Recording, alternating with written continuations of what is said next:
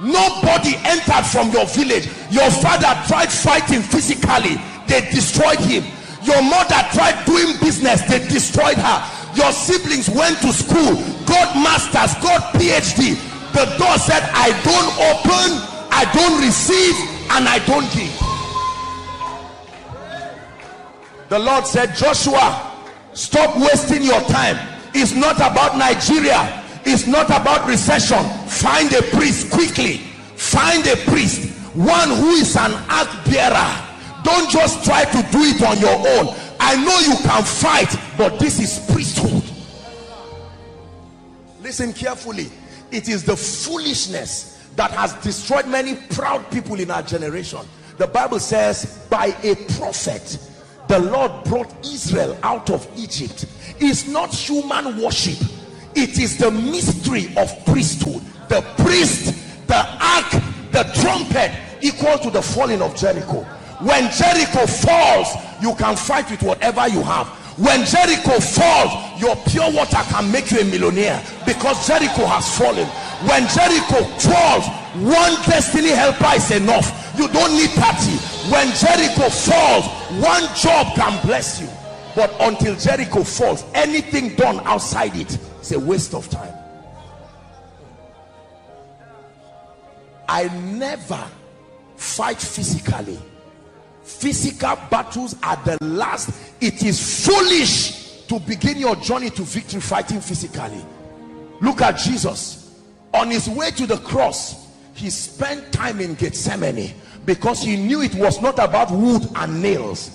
It was about spirits. Satan came to him in Matthew chapter 3, Matthew chapter 4. Satan left him, came back to him in Peter. He defeated him, came back in Judas. He left him. Something was playing out, and Jesus knew that he needed to settle certain things. When he went to that cross, Satan did not know that certain dimensions of priesthood, the order, the protocol of priesthood had been kept. Let me tell you, fear any man that understands priesthood, even if he's a herbalist. Are you getting what I'm saying? The people in the world know this, and they triumph from one level of victory. There are business people in this nation that will never do anything until they make sure there is an ordinance of priesthood that goes ahead of them. Life is too fierce to be physical. No, sir. Are we together? You try getting a baby physically, it doesn't work. You go to the hospital, doctors do their best, it doesn't work. You try and try. Let me tell you, when you try a thing once, twice, 3 times, it doesn't work, just stop wasting your time. Stop immediately.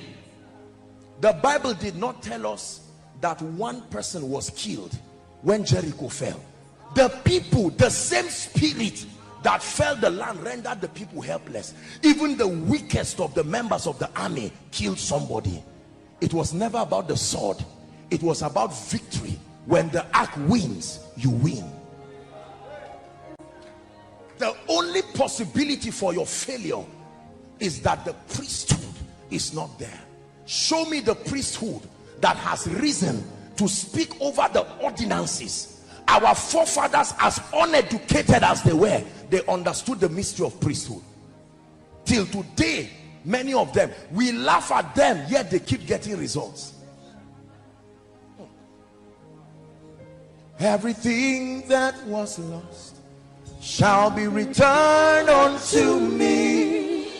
Everything that was stolen shall be restored unto me.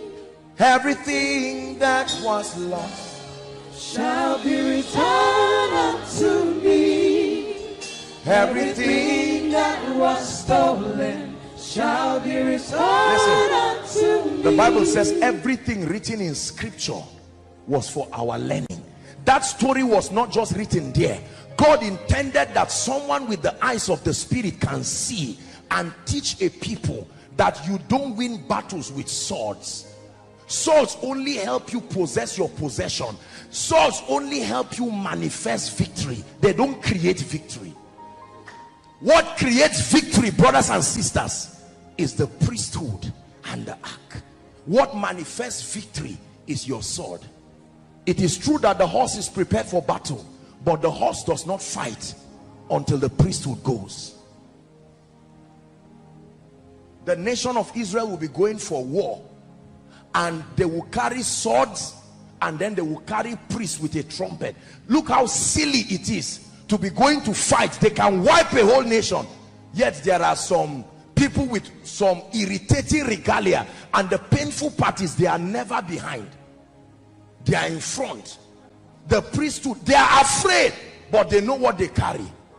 They depend on the ark. Left for me, you will kill me. And the enemies are laughing and say, you have come to fight us like this? Priesthood. Our generation is a very arrogant generation. That's why we may never get results. Many young people just, I'm not saying anything is wrong with intellectualism. We have demeaned ourselves from the reality of the realm of the spirit. Do you know, you look at certain people and you are even annoyed, because in all honesty you see the efforts. I'm correcting you now. You have been doing it wrongly. You have been fighting a neighbor. Even if the neighbor leaves, provided Jericho is there, it doesn't matter who comes back, the battle is the same. Listen, if Jericho is still there, leave Zaria and travel to Lagos. Leave Zaria and go to US. Right from the airport there, trouble will meet you. But crumble Jericho and remain in your village and watch the booty of Jericho look for you and come. It is not by strength, it is by strategy. I show you a strategy tonight to command strange signs and wonders. Is the mystery of the priesthood.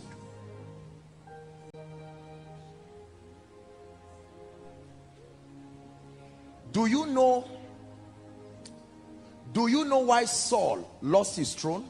Are we Bible students? Do you know why Saul lost his throne? Who can tell me why he lost his throne? Saul did not lose his throne necessarily just because he offended God. Saul lost his throne because he offended a pattern, an order of operation. He waited. There was a man occupying the priest prophet office who was supposed to be the one to offer incense, and they waited for him. And the king said, look, you are wasting our time. The people are destroying me. Say, is he not the same God? We all serve the same God. And he offered the sacrifice. And when Samuel came, he said, no, you have done foolishly. If you allowed me to come, God would have established your throne forever. But now that you have done this, the throne is taken away from you, just for the sin of violating priesthood. A man lost his throne without knife. No knife, nobody fought him, but he lost his throne. David tried to do his best to still respect him. He was sitting in a physical throne, yet he had gotten up in the realm of the spirit. Show me the job in the realm of the spirit. Otherwise, stop wasting your time with CVs around. It will not work. Are you getting what I'm saying?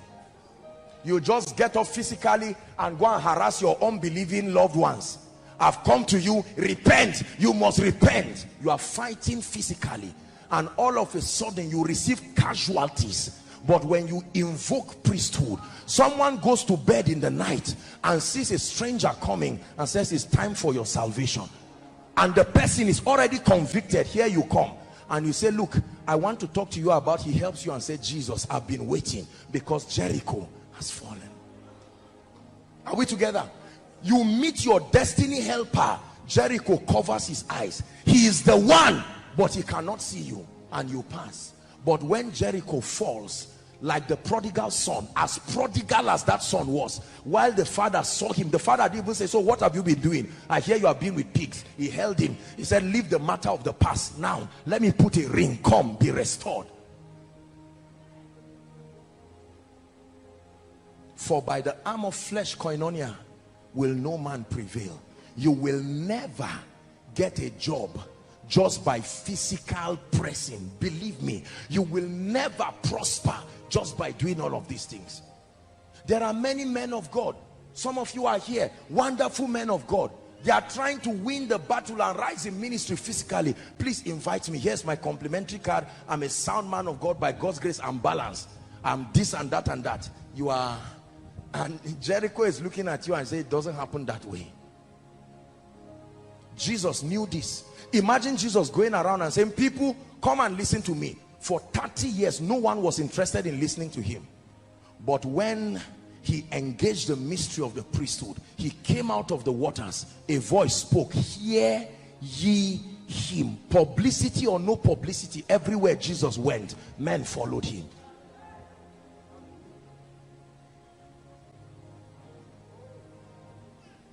Are we together? The Bible says they know not, neither will they understand. They walk on in darkness. Let me tell you, many of you, your victory is already established in the realm of the spirit, but the system for translating it, we are there wasting time doing a lot of things. Many of our loved ones, some of you are here, you thought that okay, by the time you get a job it will be all right. You got a job, you found out that the salary was not enough, you prayed for promotion. As promotion came to you, all of a sudden Jericho says, that's not how we win. I'm still here standing. But tonight, in the name of Jesus, in the name of Jesus Christ, let me tell you, you will watch Jericho, just like Babylon, fall before you. Listen, when you hear people testifying, try to understand what made the miracle work, because most of what they were doing, they had done it before. Master, we have toiled all night. Jesus said, no, it's not net that catches fish. Haba, you've been with me, you don't understand how this thing works. Master, we have toiled all night. He said, but I know there is a relationship between you and that fish. And Jesus said, cast your net. The net will be casted, but not before he speaks. It is after he speaks. The CV will be submitted, but not before the priesthood. It is after. Are we together? You will try to have the child, but when you continue the way you are doing, you will keep miscarrying forever. It's not an insult. Let me tell you this, without the presence of God, there is no human intelligence that has the fortification to destroy an altar whose foundation is spiritual. Let me repeat myself. Without the presence of God, spiritual intelligence, there is no human manipulation that sustains enough power to crumble an altar whose origin is from the realm of the spirit. What is fighting many of us is not physical, brothers and sisters. I know you are born again. I know you love Jesus Christ, but the mystery of covenants are territorial. Jesus has come to your heart, but he must come to your life. Just because you received him into your heart doesn't automatically mean you are free. Potentially, you have come into a kingdom with infinite possibilities. But Ephesians chapter 4 and verse 18 says, having their understanding darkened. This is Paul teaching the church in Ephesus. He says, alienated from the life of God through the ignorance that is in them. Having the tragedy is not that God lied, but that their understanding is darkened. And so by reason of the darkened understanding, they have been alienated from the experience of that life. It's not enough to say Jesus died. It's not enough to say I'm born again. If that were it, brothers and sisters, many of our loved ones who have been born again for decades should not be where they were. I watch people under the influence of manipulations that are not of an earthly origin, and I watch the folly of men, how we do our best. I was once like that, but no more. I'm born again. I've repented. I've seen the foolishness of fighting things physically. It has to be from the realm of the spirit first, not from the realm of the spirit, whether first or not. The order is first from the realm of the spirit. When you plant a seed, it doesn't start growing outside until the growth happens there. That is the part you cannot explain. When it starts coming out, you can now water it, but the growth there doesn't need your watering. Listen, there are powers that until the mystery of the priesthood and the ark fights, some of us will never experience progress in our lives. We wake up in the morning, we sleep late in the night, we are sincere, but nothing is working. Are we together? Yes. Every time a blessing comes, trouble must ferment itself around a family and drain everything. The moment you are rising spiritually, how many pastors and churches and wonderful people are like that? When you are rising, Satan doesn't fight you. You will think you are victorious. The programming, he knows how cheap the programming will bring you down, so he can as well allow you to rise. And you find out for a season everything is working well, because it's like a string. You will reach a limit, it pulls you back. Are we together? Oh, I want to marry you. No problem. You will even be happy. 3 days later, everything scatters. I'm going to give you a job, and you find out that Satan does not need to fight you. He already fought you with the presence of Jericho. And God said, guys, the goal is not to stay in Jericho, but you can't let Jericho stand and reach where you are going. Don't pity it, bring it down. There is a, don't just look at the fence. There are captives in that place. There are treasures in that place. And he said, let me show you. It is not by physical fighting. You don't have any physical weapon that can bring down that fence.